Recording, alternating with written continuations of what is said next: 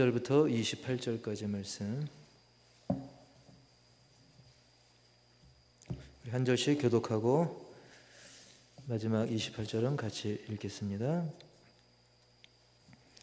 신약성경 41페이지. 그때 사람이 너희에게 말하되 보라 그리스도가 여기 있다 혹은 저기 있다 하여도 믿지 말라.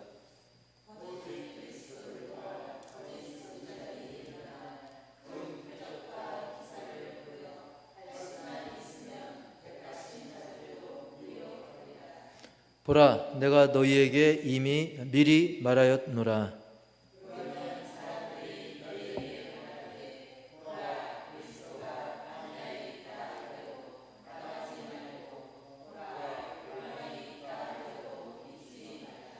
번개가 동편에서 나서 서편까지 번쩍임같이 인자의 임함도 그러하리라. 주검이 있는 곳에는 독수리들이 모일 것이니라. 아멘. 제목 시작. 미리 말하였노라. 아멘. 지난주에 이어서 다가오는 말세 여러 징조에 대한 그런 말씀 예수님께서 계속 이어가시는데 지난주에 좀 더듬어 보면 돌이키지 말지어다.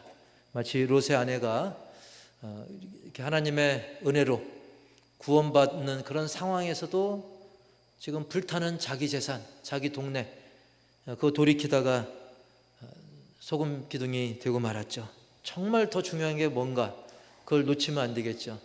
어떤 물질, 재산보다 우리 생명이 귀하고 또 우리의 육적인 생명도 중요하지만 또 우리 영혼의 구원 이것이 가장 중요한데 오늘날 안타깝게도 말세는 다가오고 있는데 많은 사람들이 어떤 덜 중요한 것 전혀 쓸데없는 건 아니지만 영생에 비하면 비교할 수 없는 그런 것들에 얽매여서 뒤돌아보다가 정말 중요한 것을 놓치는 그런 안타까운 상황을 우리가 바라보며 그들의 구원을 위해 기도하고 또 그런 상황들을 거울로 삼아야 될 줄 믿습니다.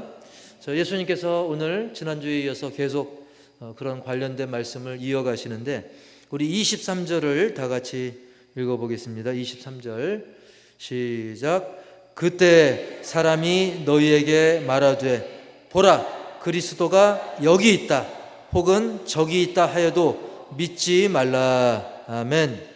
그럼 말세가 다가올수록 이런 일들이 벌어지는 거죠. 사람들이 막 믿는 사람들에게 그런 얘기 하는 겁니다. 보라 그리스도가 여기 있다 혹은 그리스도가 저기 있다. 이게 바로 종말의 이제 징조 중에 중요한 것 하나죠.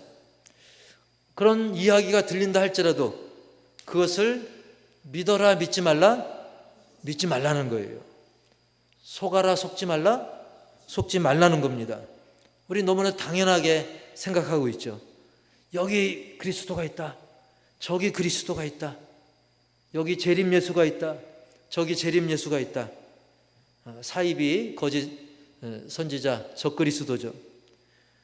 그럼에도 불구하고 당연히 믿지 말아야 되는데 당연히 믿지 말아야 될 거짓 예수에 대해서 믿는 상황들이 의외로 벌어진다는 거예요.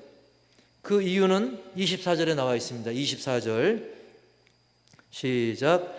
거짓 그리스도들과 거짓 선지자들이 일어나 큰 표적과 기사를 보여 할 수만 있으면 택하신 자들도 미혹하리라.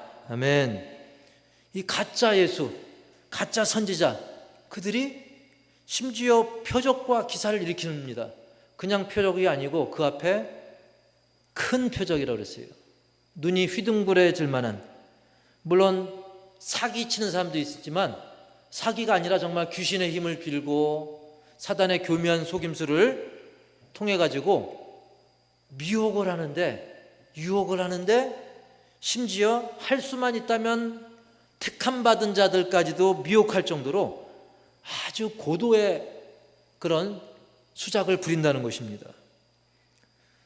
제가 최근에도 어떤 분 사기당한 이야기를 듣게 됐는데 아마 저라도 그랬으면 당했다 싶을 정도로 이 사기꾼들은 그게 직업이잖아요. 어떻게 보면 그게 일이잖아요. 그러니까 연구하고 막 노력하고 치밀하게 계획을 세웁니다.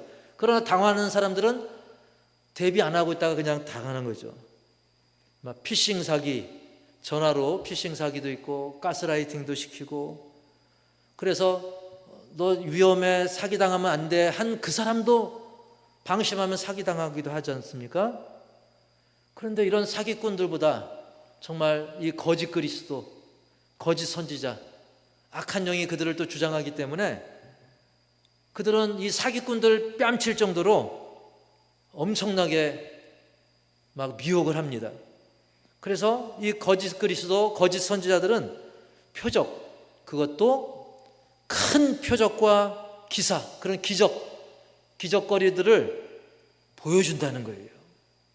그러다 보니까 그걸 보는 많은 사람들이 거기에 미혹이 되죠. 거기에 넘어가죠.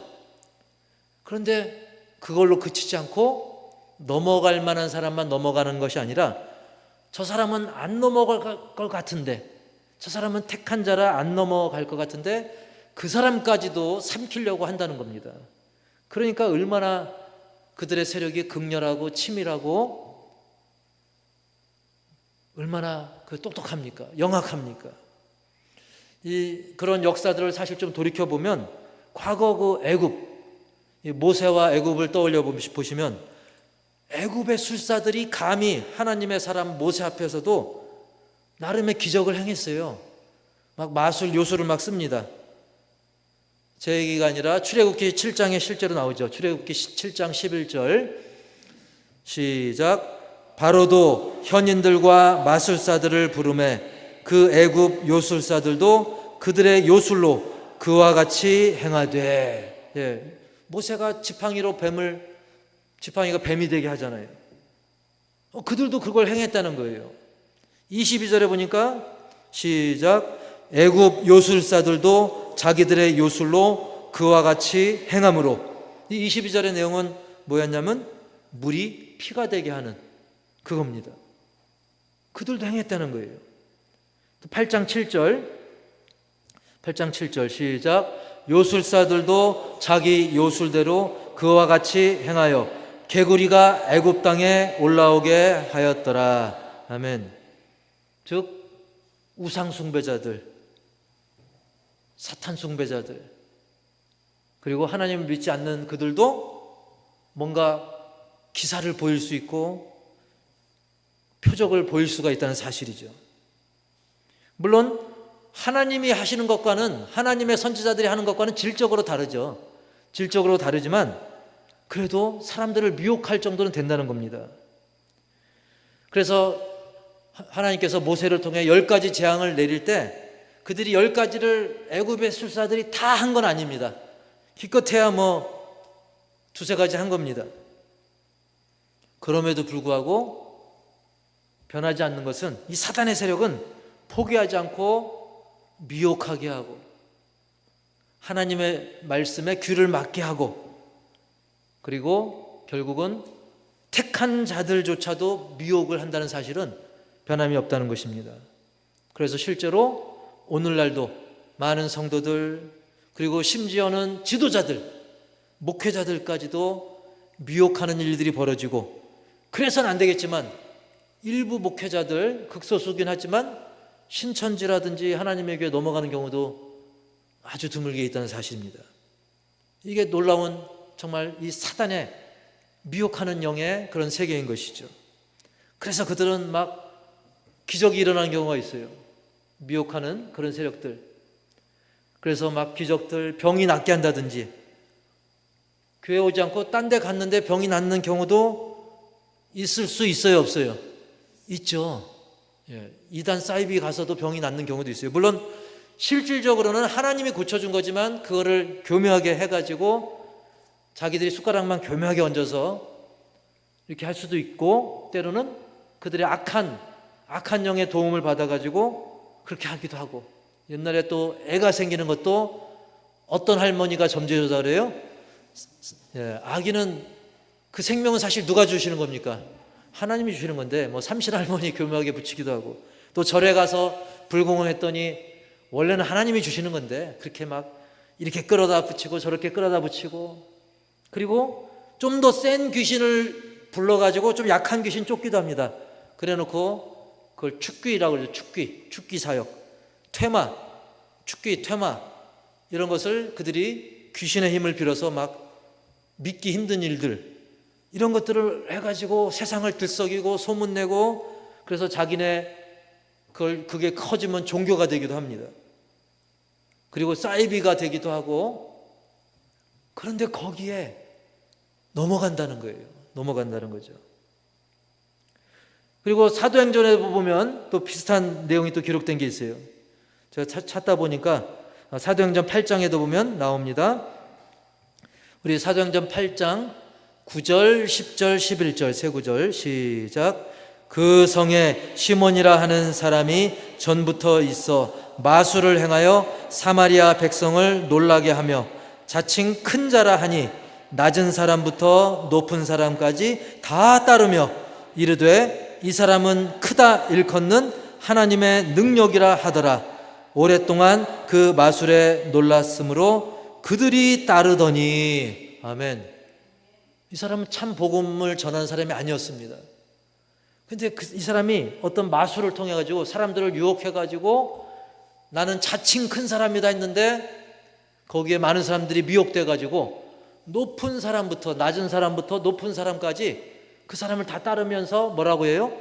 야, 이 사람은 크다 일컫는 하나님의 능력이라, 하나님이 이 사람을 들어 쓰신다, 속은 거죠. 오랫동안 그 마술에 놀라서, 그 신기함에 놀라가지고 그를 따르는, 그래서 많은 백성들이 그를 따르는 그런 역사가 일어나지 않습니까? 이렇게 악한 세력도, 적그리스도도, 거짓 예수, 거짓 선지자들도 이런 걸 통해서 믿는 자를 유혹하는 것입니다. 그러나 그들의 결말은 사실은 계속 그들이 그렇게 가다가는 그 끝은 멸망이죠. 물론 회개한다면 또 하나님의 자녀로 그들의 직분이, 그들의 신분이 바뀌지만, 그래서 우리 12절도 읽어보겠습니다. 12절 13절 시작. 빌립이 하나님 나라와 및 예수 그리스도의 이름에 관하여 전도함을 그들이 믿고 남녀가 다 세례를 받으니 시몬도 믿고 세례를 받은 후에 전심으로 빌립을 따라다니며 그 나타나는 표적과 큰 능력을 보고 놀라니라. 아멘. 빌립의 전도를 통해서 많은 사람들이 돌아올 때, 아까 막 거짓 선지자 노릇을 하던 시몬도 감사하게, 사실 이런 일들은 흔치 않거든요. 그러나 하나님의 은혜로 그가 예수님을 믿고 제대로 믿고 이제 세례를 받고 하나님의 놀라운 그 표적들, 진짜 표적, 진짜 큰 능력, 하나님께로부터 온 그것을 보고 놀라는 그런 일들이 기록되어 있습니다. 결국 최후 승리는 우리 예수 그리스도, 그 예수님을 따르고 진실되게 믿는 사람들의 것인 줄 분명히 믿습니다. 거짓 예수, 거짓 선지자들은 그때 사람들의 눈을 휘둥그레 해가지고 유혹할 뿐이고 그들의 결말은 지옥일 수밖에 없어요. 그러나 예수님 믿고 변화되면 진짜 은혜, 진짜 기적을 맛보고 누리는 그리스도의 증인이 된다는 것이죠. 어쨌든 예수님께서는 미혹해하는 많은 거짓 선지자, 거짓 그리스도에 대해서 경각심을 미리 주심으로 거기에 미혹당하지 않도록 이 말씀을 하신 것입니다. 그러면서 계속 이어가시기를 25절 시작. 보라, 내가 너희에게 미리 말하였노라. 아멘. 제가 주일 오후에 늘 한 구절 한 구절뿐만 아니라 한 단어 한 단어 다 의미가 있다고 말씀을 드렸는데, 오늘 25절 말씀 보니까 보라, 이제 주목하라는 것이죠. 그러면서 내가 너희에게 언제 말하였노라? 미리 말하였노라. 미리 말했다는 거예요. 얘들아, 다른 사람도 아니고 내가, 즉 나 예수 메시아 그리스도가 너희에게 미리 얘기했다. 나 분명히 얘기했어. 미리 얘기했어. 그러니 속지 말고 정신을 차리고 깨어서 근신해서 잘 대비해야 된다. 절대 속지 말아야 된다. 그 말씀인 것입니다. 그리고 계속 26절에 이렇게 말씀하시죠. 시작. 그러면 사람들이 너희에게 말하되 보라, 그리스도가 광야에 있다 하여도 나가지 말고 보라, 골방에 있다 하여도 믿지 말라. 아멘. 이미 사실은 23절에서 그리스도가 여기 있다 저기 있다 그런 현상들이 일어날 건데, 그 여기가 어디고 저기가 어딘가에 대해서 그 구체적 장소를 26절에서 얘기해 주는 거예요. 26절에는 크게 두 개의 장소를 얘기하죠. 하나는 광야고 또 한 장소는 어디입니까? 골방. 특히 광야는 유대인들에게 있어서 메시아가 오실 장소로 나름 그 인식이 돼 있었어요. 그 사람들은, 많은 유대인들은 예수님 저 광야에서 오실 것이다, 그렇게 생각들을 이미 하고 있었습니다. 그리고 많은 예언자들이 활동한 곳이 주로 또 광야였습니다. 세례 요한의 경우 그를 어디에서 외치는 자의 소리라고 그래요? 광야에서 외치는 자의 소리.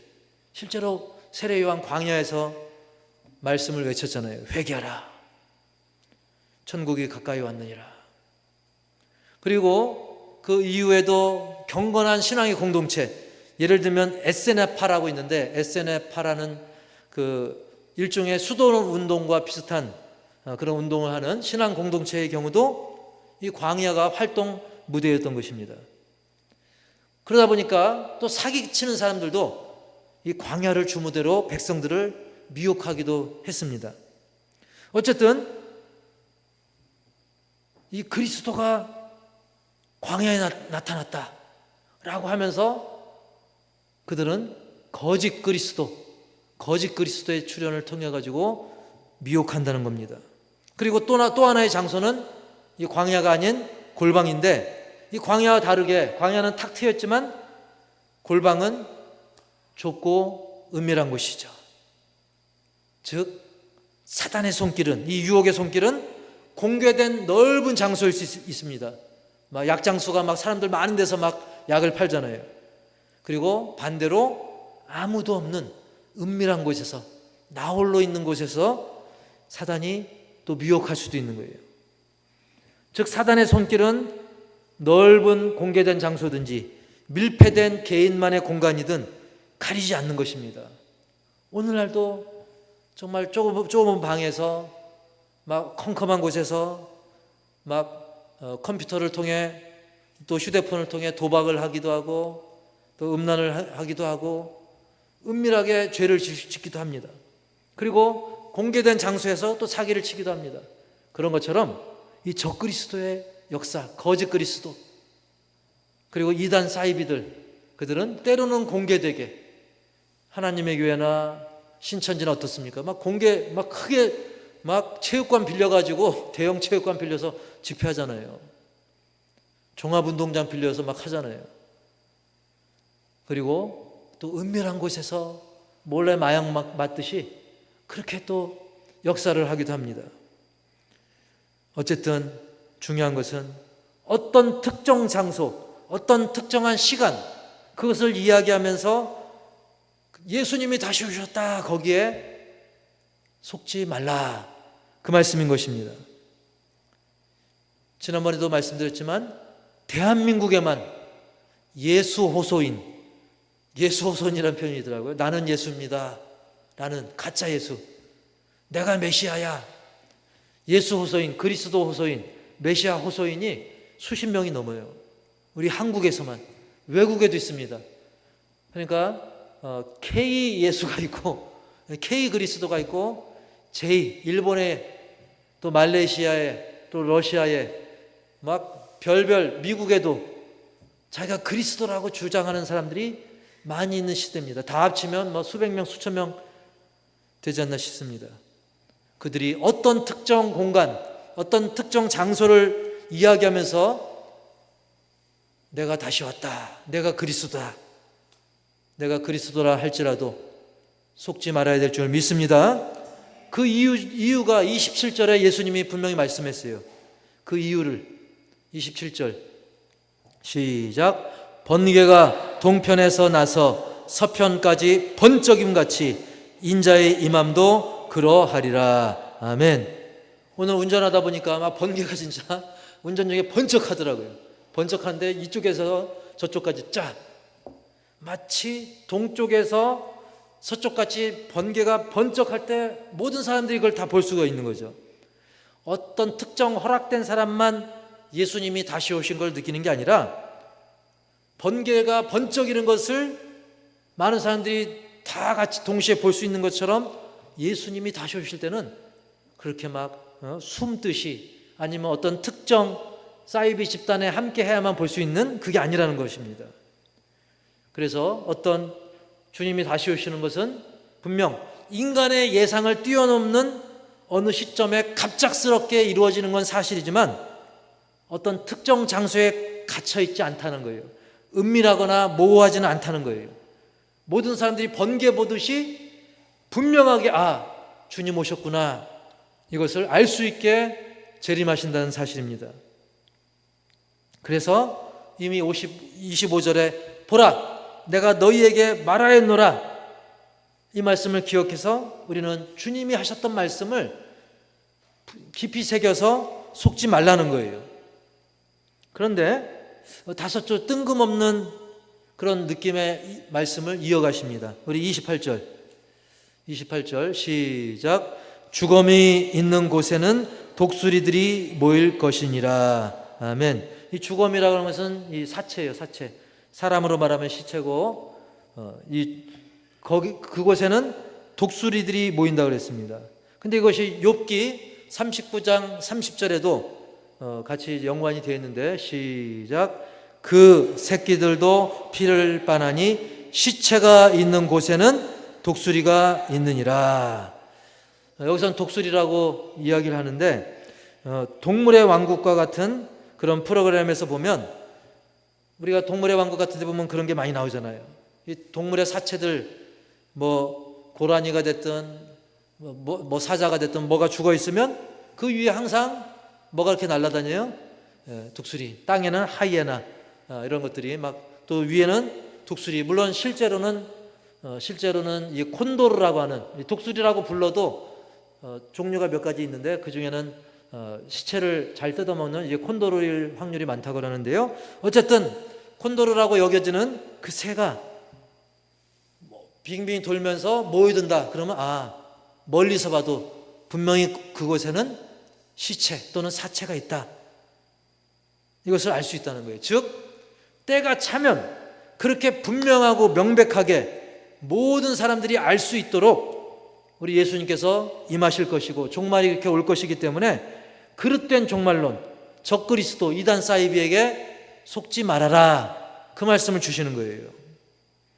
결국 오늘 말씀을 종합해보면 예수님의 재림, 그리고 예수님의 만왕의 왕이신 그리스도의 최후의 심판은 어떤 일부 지역의 문제가 아니라 온 인류적인 사건인데 왜 자꾸 거짓에 속느냐, 그 얘기입니다.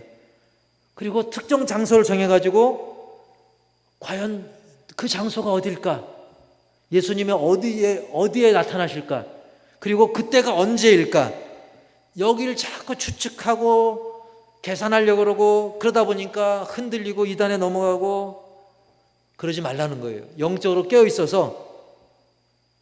깨어있는 그런 믿음의 삶을 살아야 될 줄 믿습니다. 이게 바로 오늘 주시는 주님의 교훈인 것입니다. 하나님의 최후의 심판은 명백하게 드러날 것이고 피할 수 없고, 그리고 더 중요한 것은, 따라서 합시다, 지금도 다가오고 있다. 어느 시점인지 모르지만, 언제가 그날인지 모르지만, 또 어느 장소인지 모르지만 그날이 다가오고 있고, 그날이 왔을 때는 모두가 알게 된다는 거예요. 미리 알 수 없을 뿐이지. 그래서 오늘 말씀을 통해서 우리가 적용하기 원하는 것은, 우선 첫 번째로 제목 시작. 거짓 소문과 표적에 흔들리지 말라. 아까 말씀드린 것처럼 사탄도 능력이 있습니다. 물론 주님과 비교하면 그들은 잽도 안 되죠. 그러나 사단의 이 능력 세력은 또 사람보다는 강해요. 그죠? 이 머리 똑똑한 거로는 마치 우리가 사기꾼의 그 사기 전략을 당하기 어려운 것처럼 그보다도 100배, 1000배 사람보다는 엄청나게 이 IQ, 이 지력도 높고 파워도 막 셉니다. 사탄은.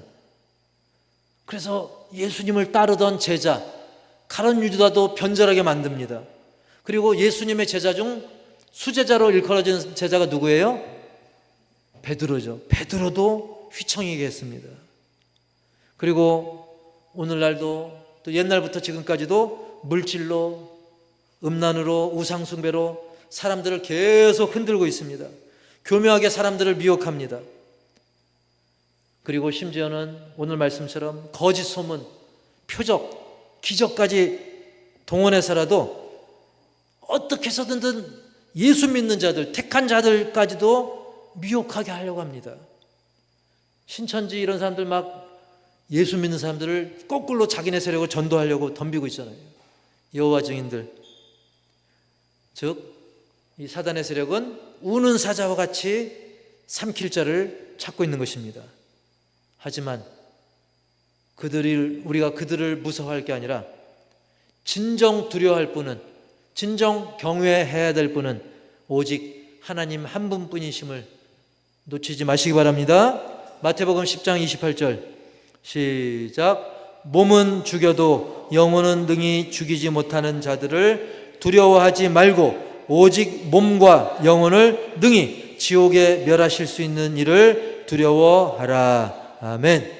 거짓 소문, 거짓 표적에 흔들리지 말고 지옥에 능히 멸할 수 있는, 그리고 반대로 죽은 영혼을 다시 살리셔가지고 하나님의 자녀 삼으시는, 영생 주시는 주님만을 믿고 의지하고 미혹당하지 말고 주님을 따르기를 축복합니다.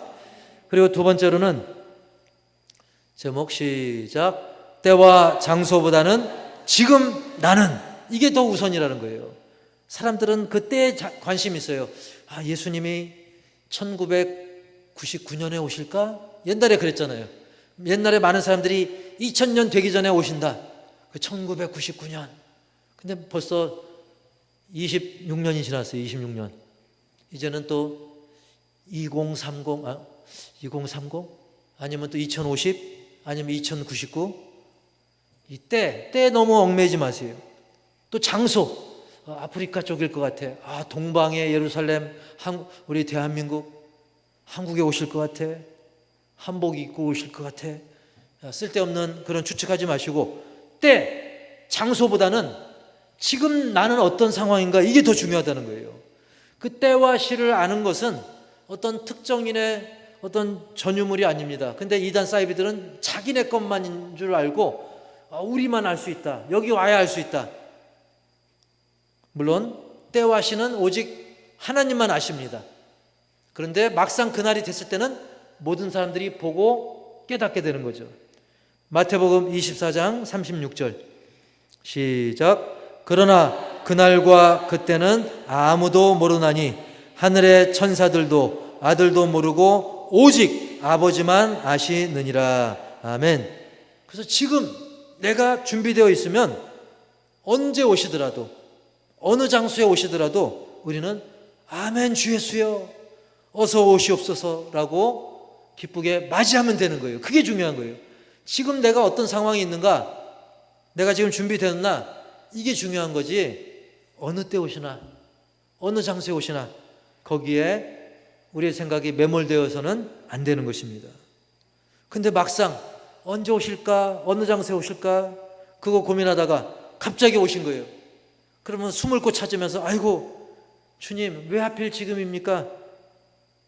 그리고 주님 저 오늘 로또 맞아서 내일 돈 찾으러 가야 되는데 왜 하필 지금 오십니까?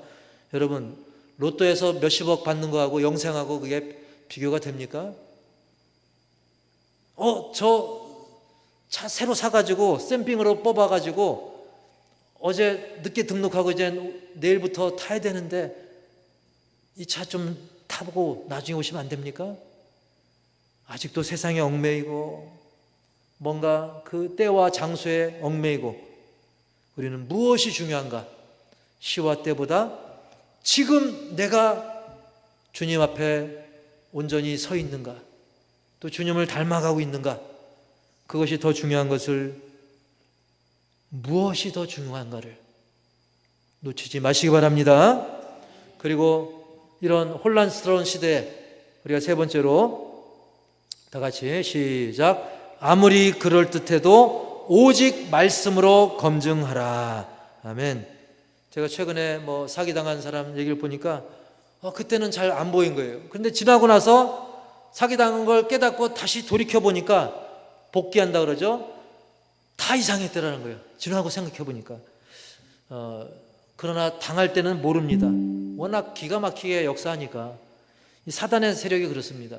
그러므로 우리는 아무리 그럴듯해도 솔깃해도 오직 말씀으로 검증해야 돼요.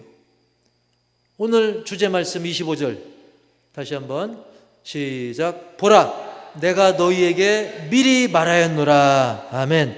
우리 예수님은 너무나 우리를 사랑하시고 친절하셔가지고 다 말씀해 주신 거예요.